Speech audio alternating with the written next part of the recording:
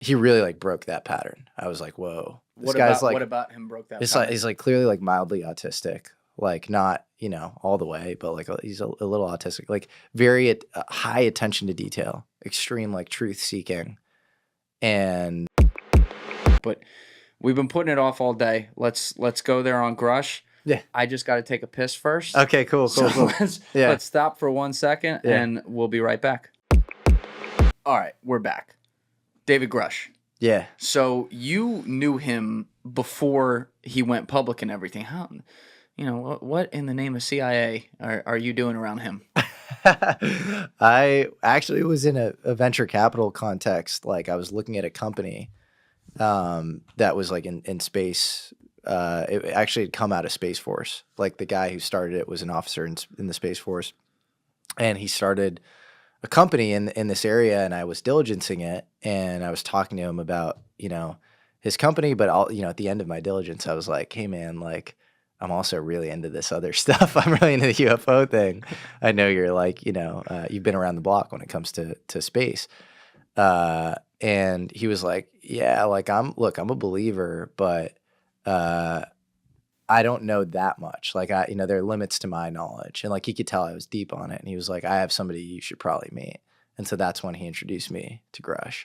What year is this? This was, I guess, 2 years before I put out the thing in July of 23, so 21 is when I met him. Yeah. Where'd you meet him? I met him initially at my house.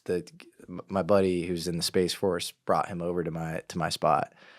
And it was really like a trip for me because I was like, I don't know, man. You're so used to meeting like these like really like snake oily people, and like I don't know, you're bringing up all sorts of things, but like I don't know, a lot of the people in the UFO world are just like they're just full of shit, and they just speak in these sort of like super hokey ways, and he really like broke that pattern. I was like, whoa, this guy's like, what about him broke that pattern? like he's like clearly like mildly autistic. Like not, all the way, but like he's a little autistic, like very high attention to detail, extreme like truth seeking, and very sincere too.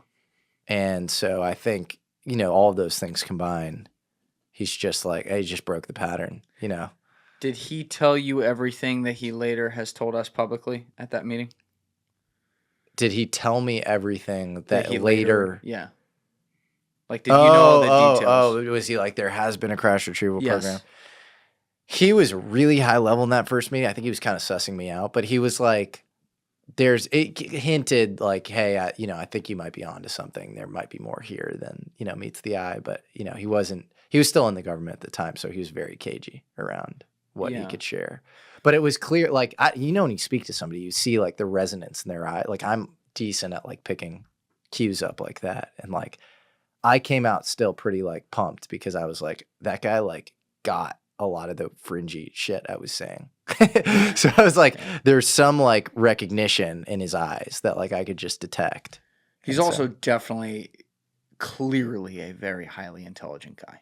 Yeah, yeah. He's become like a really good buddy, and like he's next level intelligent. He's really, really smart. Did he hint at all in whether it was that meeting or your earliest meetings, whatever they were, did he talk about the idea that like, hey, I'm going to go public with this at some point? Not then, but I got to know him a bit, actually decently well before he came out. And he seemed extremely frustrated at like trying to like kind of reform things from within.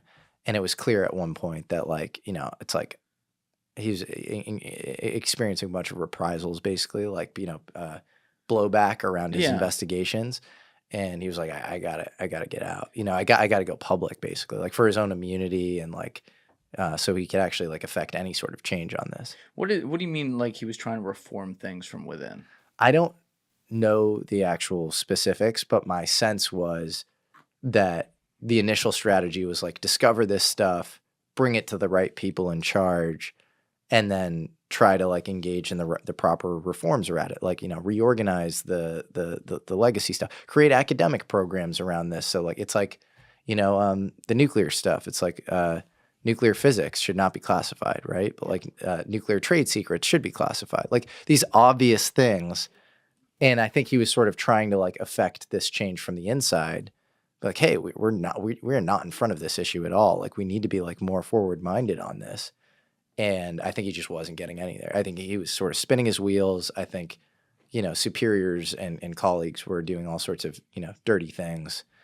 And yeah, I think he basically was like, I got to blow the lid on this. Did he discuss with you, and I'm going to come back to some of the specific things he said for people out there who haven't heard it, but did he discuss with you some of the threats or the fearfulness surrounding both him and his family that made, like the blowback that was keeping him up at night at that time? Yeah, he touched on it. Yeah, he was he touched on I think certain shots across the bow that he and his family got that were pretty unnerving. It's unnerving, obviously, for him, extremely unnerving, and then unnerving for me to hear as well, because I'm like, man, we're in communication, and like I'm kind of looking into this stuff too, and so yeah, it was. I think it was a very precarious time pre him coming out, because you don't have immunity, nobody knows who you are, and so if they're going to engage in retaliation, it was like pre-July of 23, not after. I think now it would be much harder for them to do that. Why do you think he, minus the clear understanding of the knowledge of the subject that you had, and you're a friendly guy too, why do you think he trusted you and gave you all this? And the reason I ask that is because at the time you're not a public figure, you don't have the YouTube channel, and like, if you wanted to toss on a paranoia brain from his end, because obviously things were happening in his world, you're investing Peter Thiel's money, the guy who owns Palantir. Like you could make some conclusions there, like, why the fuck am I being walked into this guy's house? Why do you think he was like, you know what, I fuck with you, Jesse? I think it was two things. I think it was one, like just genuine social rapport. I think, or maybe three things. Two, like a respect for how far I had gone in like open source techniques, like just like discovering a lot of this stuff on my own, where I think, yeah, you should give credit where it's due, where, yeah, there are guys who are like, extremely deep, like, Richard Dolan, for example. Yes. I'm trying to think of, other guys, back in the day, it would have been like Stanton Friedman or Leonard Stringfield or whatever, guys who you just have to give your props to as far as like knowledge on this stuff. I think those guys are often like way stronger than me, like on like an amalgamation of facts and sightings. Like they just have more of it. I think as far as like theory, I'm pretty deep on this stuff. So I think there was like a mutual respect there, and like coming to the same conclusions. And then I think it was also kind of a trust building process where I don't know if he would have. Well, first of all, he was trying to put this out through like mainstream media initially, and the Washington Post and New York Times kind of shat the bed and didn't end up running with the story. Why? And so I don't, especially New York Times. I don't know why. I think, I spoke to Leslie Kean about it because Leslie Kean broke the story for the debrief, but she's a New York Times staff writer. Right. So she wanted to do it through the New York Times. And I think, what's the guy's name? Is it Julian Barnes? Or I think it's Julian Barnes. I think they're like Intel editor or whatever, or like national security editor. Like I think he's just like kind of anti the UFO thing. Right. And so also I think like none of the 40 people could come forward like directly to the New York Times, and I think like they doubted that. The whole thing is actually absurd because you have colleagues of Grusch's coming out. You published the 2017 stuff. Why wouldn't you publish Grusch? First of all, that's total double standard right there. But like, second of all, you have like pretty unimpeachable colleagues of Grusch's, guys like Carl Nell, who set up Army Futures Command, and and others saying like, this guy's like legit, and defending his credentials, and then Grusch coming out and saying what he's saying. That itself is a story. And you can caveat it with whatever you want if you're the New York Times.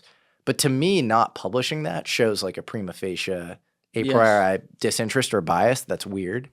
Very weird. Yeah, it doesn't make sense. You can say like, we don't know, and XYZ need to be corroborated, but you have the ICIG, Thomas Monheim, saying this is urgent and credible. That's him. That's not you. And then you have his credentials being sort of backed up. And so I don't know. I can't answer that, like why they didn't publish it. But then I think it was this thing where he was feeling really burned by like the mainstream media. And he's like, oh, my friend Jesse, yeah, he has like a smaller channel, but like he's really deep on this stuff. He's high conviction on it. Excellent episode, by the way. Thanks, man. That one with him. Appreciate really that. Yeah, it was fun to make. That one felt like really like I don't know, it was like a beautiful moment. Like I was pumped to do it for him and for the whole kind of movement. Yeah. Yeah. Yeah, it's the thing that keeps coming into my head is some of these stories I've heard from behind the scenes where intel comes in and says, don't do that. Yeah. And that would, especially considering Leslie's there, like that's what I'm thinking, especially also given that he was getting reprisals behind the scenes. So people weren't happy about this. There's clearly some sort of internal war inside the government. And I don't know if I know the exact fault lines, but it's clear there's some, part of the government does not want this out.